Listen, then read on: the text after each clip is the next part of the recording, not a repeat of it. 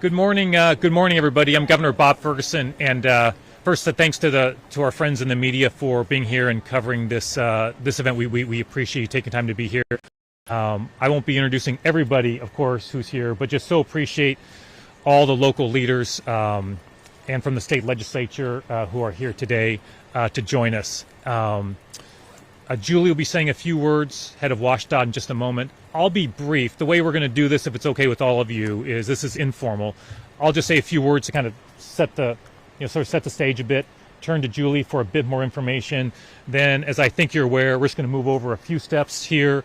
Jeff, the engineer, who's the expert here, will then sort of describe what's going on and the work, but also answer questions from all of us who are here. So we encourage lots of questions from everybody for Jeff to answer. But so my understanding is you're going to all kind of follow us over there and get whatever shots you need while we have that conversation.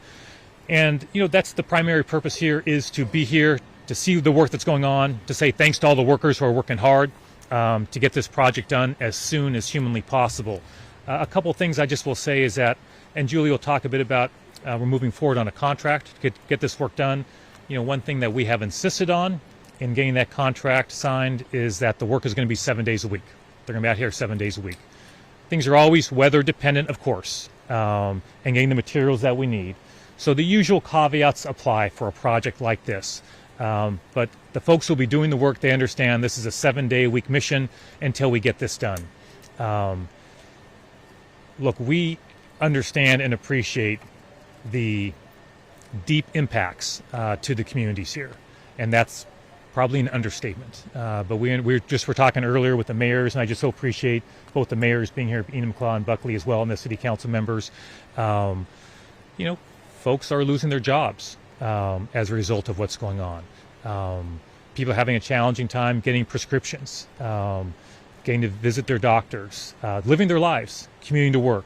All that goes into normal life when a structure like this, which is really the linchpin and so critical for this corridor, when something like this happens and an accident like this happens, it has huge ramifications. So we're here to also say we hear that, we understand that, and that's why, as governor and with WashDOT and our whole team, why we're working as hard as we can to get this done as quickly as we can. I also so appreciate just the cooperation with local leaders on the political side, on the business side, and community folks.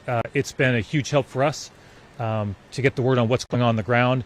Julie and her team have been in regular communication with folks as well. They have multiple meetings every single week throughout this process. But it's good we're at the stage now where the preliminary work that's been a bit more behind the scenes is now visible to the public, and we appreciate that as well.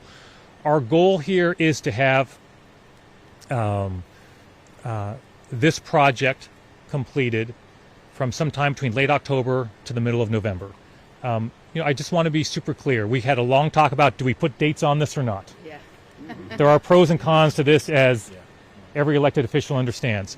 But Julie and I just talked over and just really felt it was important to share the information we had with the public about what we think, what we anticipate the timing will be for this project, so folks here have a sense of what we're hearing. Of course, there are no guarantees.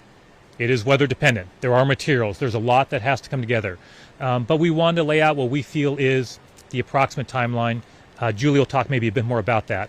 But it is our goal right now to complete this bridge and have it open sometime between end of October, October 31st, and November 15th. Again, I just want to say, and we'll be talking a bit more after we check out the bridge. We'll be available, and I think others are as well, to talk to all of you one-on-one or whatever works best for you. But we're also here just to communicate to the folks of these communities how much we care about what's happening, how much we value the work of the workers. They'll be working extremely hard and have been working extremely hard, and to make sure we're doing everything we can to reopen this bridge. And looking forward to coming back under happier circumstances when we're opening this bridge back up and looking for the community as well. With that, I'm going to turn it over to Julie from WashDOT to provide more details. Yep. Julie? Thank you, Governor.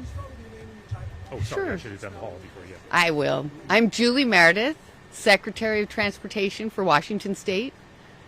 And my last name is Meredith. It's good? Yeah. I just want to thank the governor for all of his help to get our project to where it is today.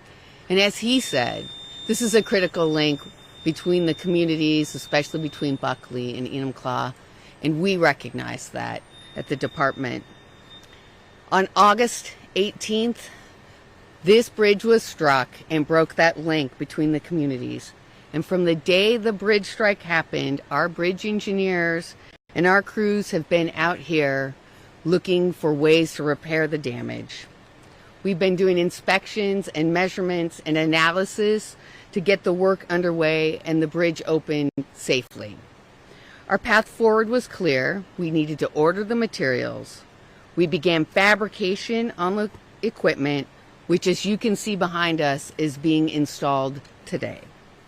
In addition, we've been working with our partners at the Federal Highway Administration so that we can be successful with our federal funding to help cover the cost of the bridge repair. And while this was all happening behind the scenes, you can see the visible outcomes today. And as I mentioned, the crews began installing the work as early as last Friday. So that's been great. As soon as the week of September 15th, so that's just next week, we will have an emergency contract underway, and the contractor crews are going to begin work on what will be the permanent repairs to the structure.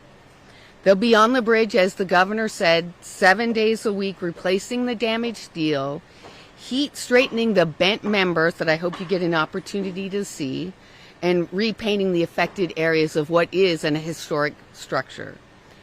We expect the repairs to take between 6 to 8 weeks. All the caveats that the governor previously shared are in place, but there are 10 critical components that were damaged on this bridge, which is significant. Our goal is to reopen the bridge between October 31st and November 14th to two-way traffic. And I know there is potentially some that are disappointed that we aren't opening it up to single-lane traffic. But moving directly into permanent repairs under an emergency contract reduces the time it will take for this long-term disruption underway. And it restores two-way traffic as soon as possible.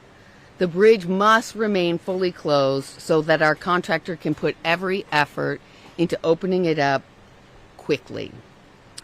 WSDOT will continue to work with city leaders, counties, emergency responders, schools, and transit, and keep them informed every step of the way. I do want to thank Governor Ferguson for his emergency proclamation on this work, and I also want to thank the counties and the stakeholders for their participation in what was daily calls and now bi-weekly calls going forward. And I also want to thank the community who's really shouldering the disruption as this work. We are continuing to work 7 days a week to get this open for you as soon as possible. So it is our priority to open it, and we know that it's important to everyone to have a safe and reliable connection.